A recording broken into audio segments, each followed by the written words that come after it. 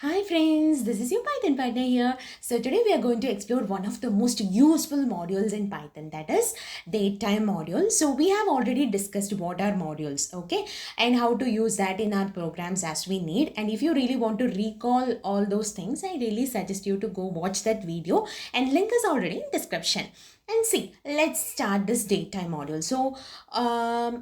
How this module is useful in sense whether we need to track any event happens, or we have to format a date in any specified way, or we just have to manage time in our programs, datetime module comes to handy. So today we are just going to focus on how to work with the current date and time, and how to format it in different styles, or how to easily extract parts like year, month, day, or hour, minute and second from it, as this data module is preloaded thing in Python package, so you don't have to worry anything regarding installation. Okay, so let's start.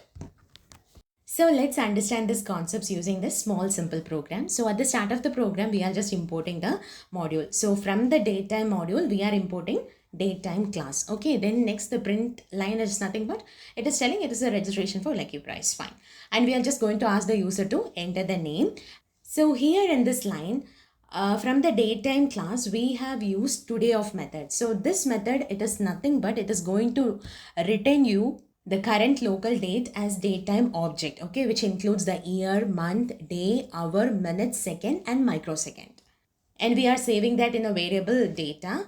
So if we try to print this data, what we receive is datetime object, okay. Even if it is a precise information regarding the date and time when this today of method is called, still it is less user friendly. So if we have to make it more readable, we can just tap into this object.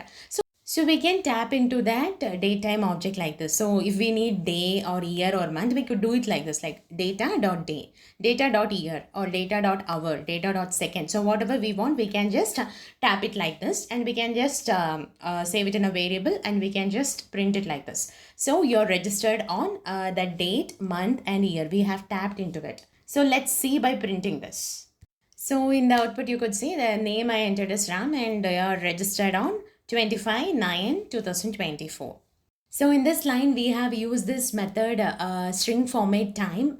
It is used to convert this datetime object to a string in a specified format. So how we want our output to look like, we could just design it here.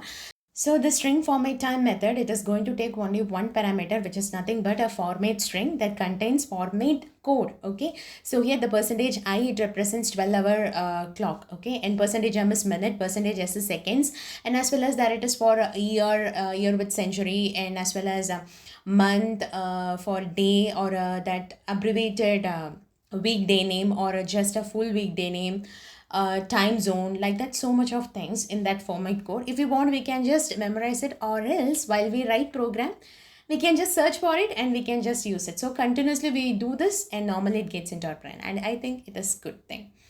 Okay, so here, okay, in the next thing, we are just going to print that. So thank you to that person, and time of this registration. So our timing is going to be like hour, minute and second here.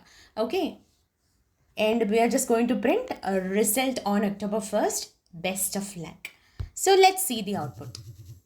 So in this output, you see like thank you and the name that we entered and time of registration. So hour, minute and second, everything is clearly written according to our wanted thing. Okay. If you feel this output is little bit more formal, and if you want to make it more friendly, you could just change the format. So what you have to do, of course, you have to change that format code inside your format string. So here I have given is data dot string format time of. Instead I've changed that percentage I, percentage p, it represents for am and pm, and percentage a, it is nothing but full weekday name. Okay, so now when we are going to print that, like you see the output. So this is your full output. So we are going to enter the name. I am, for example, this Ram, and you are registered on the date, as well as thank you Ram, time of your registration 12 p.m. Wednesday. It is more friendly, right? And of course the result is on October 1st. Best of luck. So this is how we have to use this, and I hope you really understand this session well and good, and implement all these things inside your programs in practice and have fun. And as well, don't forget to like and share this video. And very important thing, join me in this journey of learning. Let's make this journey more interesting and fun-filled one. Come on, subscribe. Bye bye and take care.